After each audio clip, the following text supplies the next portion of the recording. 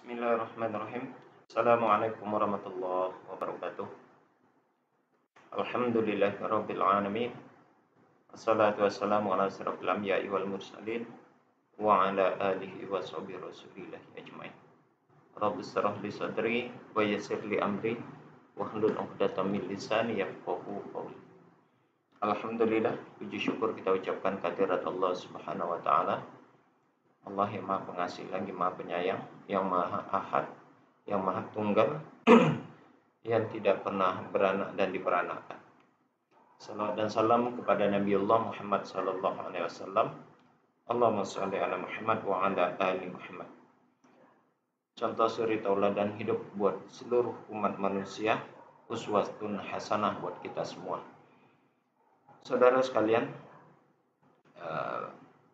berbincang dan tatap muka kita kembali, bertemu kembali, bicara tentang seputaran perbandingan agama.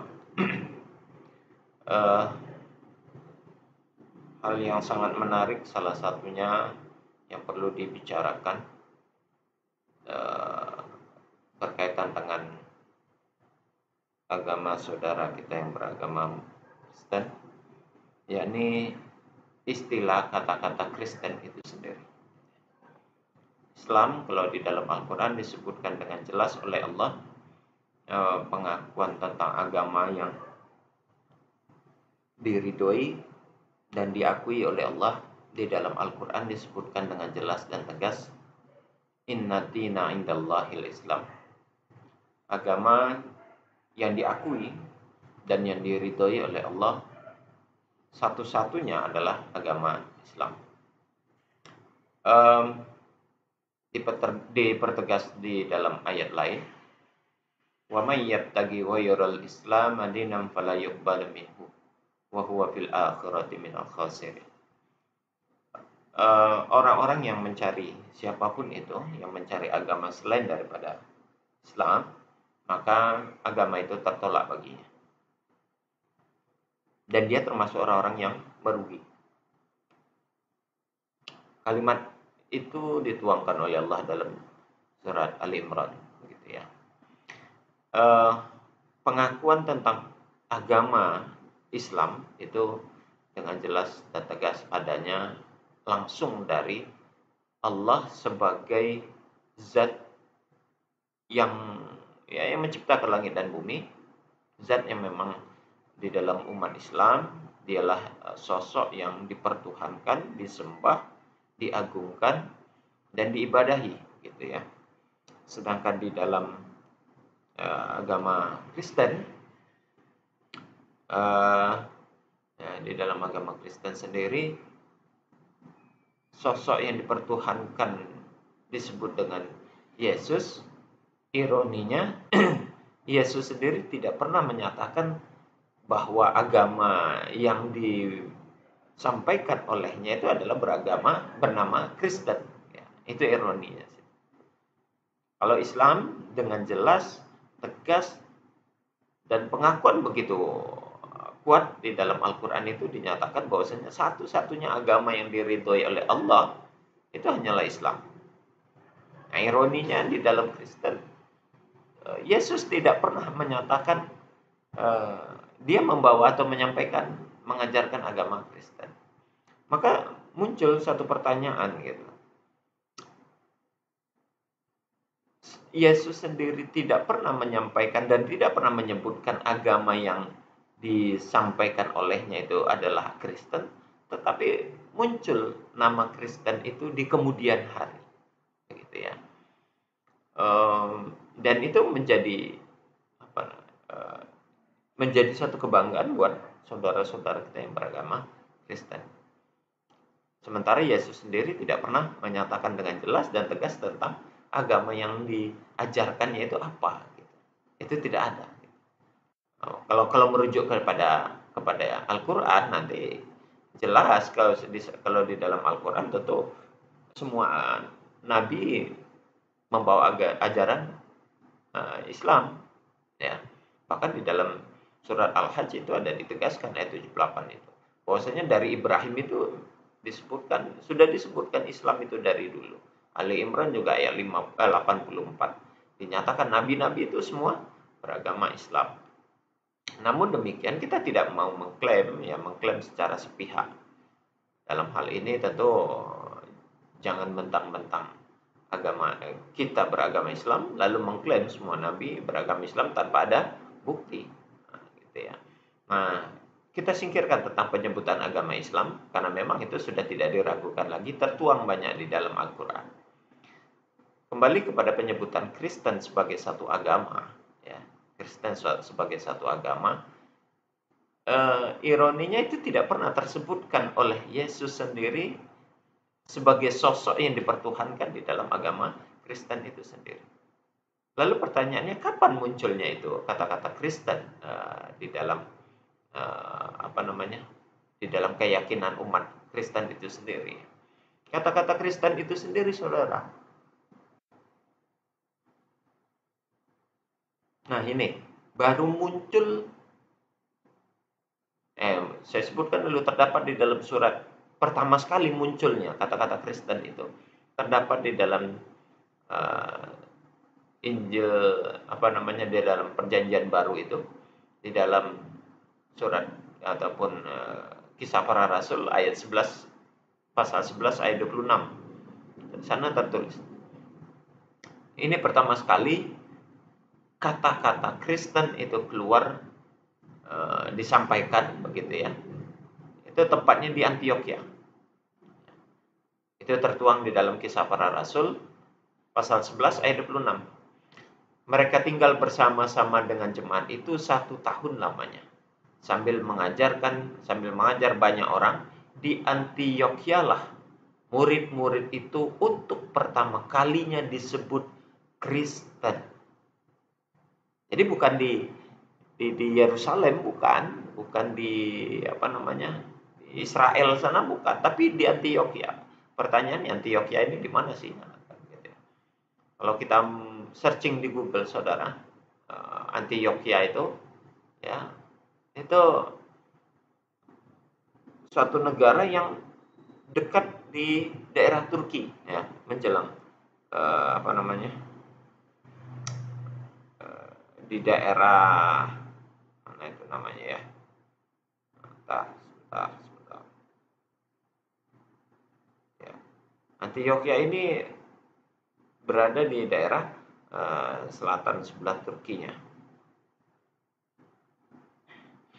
Nah, jadi ternyata bukan di Israel dan bukan di Yerusalem, di mana tempat Yesus itu dilahirkan. Sangat jauh Israel dengan Turki itu jaraknya begitu jauh, saudara. Dan di sana untuk pertama sekali istilah kata-kata Kristen itu keluar. Siapa yang mengeluarkan kata-kata itu? Ayat ini keluar dalam proses perjalanan Paulus atau Saulus dalam mengabarkan Injil.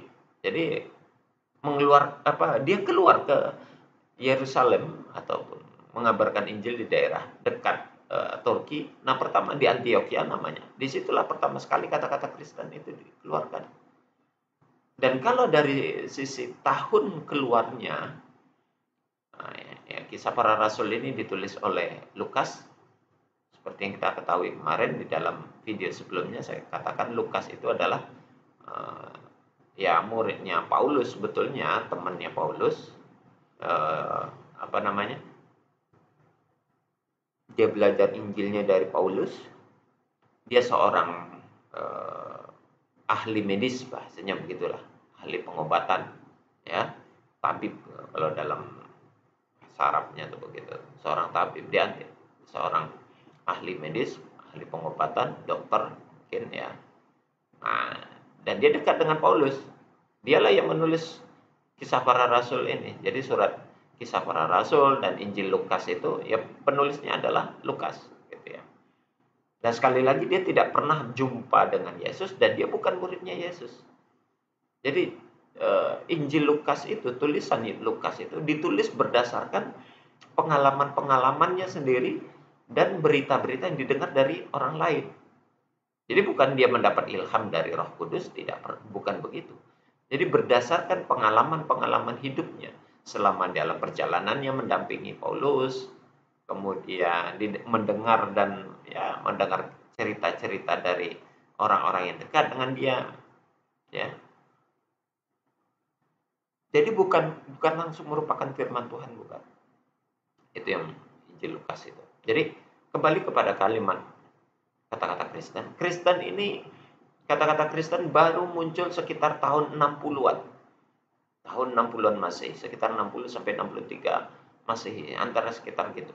Sedangkan Yesus sendiri sudah tidak ada keberadaan di dunia ini sekitar tahun 30-an. Ada yang disebut 30, ada yang 33. Ya, intinya 30 tahun 30-an itu 33 Yesus sudah terjadi, sudah diyakini kalau dalam saudara-saudara kita yang beragama Kristen itu sudah diyakini Yesus itu sudah mati di kayu salib. 30 tahun kemudian baru muncul istilah Kristen itu. Nah, ini artinya saudara, ini artinya bahwasanya semasa hidupnya Yesus tidak mengenal istilah Kristen. Tidak ada kata-kata Kristen itu di masa Yesus masih hidup. Karena selisih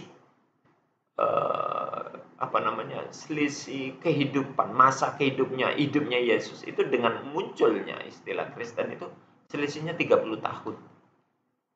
Setelah 30 tahun terjadinya peristiwa penyaliban itu, di Antioquia pertama sekali keluar istilah Kristen. Dan itu pada saat Paulus sedang mengajarkan Injil ke daerah sana, ya, daerah Antioquia itu. Ya. Nah, itu dituliskan dan jelas di dalam Kisah Para Rasul ini.